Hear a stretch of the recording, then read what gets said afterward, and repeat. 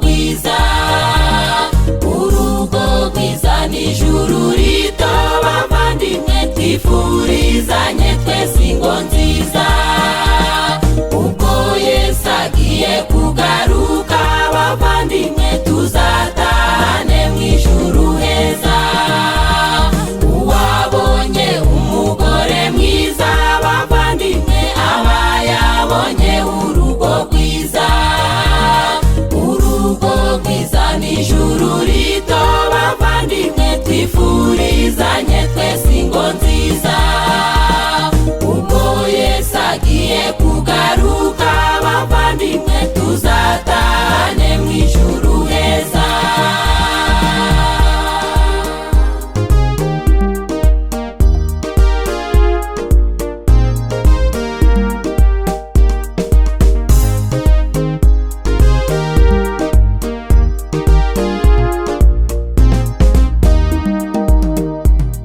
Abarushinze mwese uyu munsi, tubasabiye imigisha myinshi.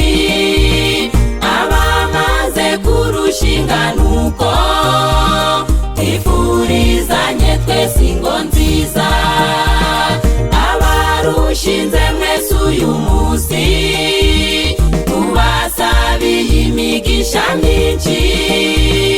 Abamaze kurushinga nuko, twifurizanye twese ingo nziza. Uwabonye umugore mwiza bavandimwe, aba yabonye urugo rwiza. Urugo rwiza n'ijuru rito bavandimwe, twifurizanye twese ingo nziza.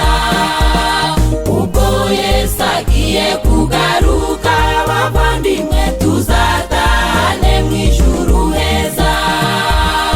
Uwabonye umugore mwiza bavandimwe, aba yabonye urugo rwiza. Urugo rwiza n'ijuru rito bavandimwe, twifurizanye twese ingo nziza. Ubwo Yesu agiye kugaruka bavandimwe, tuzatahane mu ijuru heza. Yesu yadukoye amaraso ye, n'umukwe natwe turabageni be, twifurizanye kuzataha ubukwe bw'umwana w'intama. Yesu yadukoye amaraso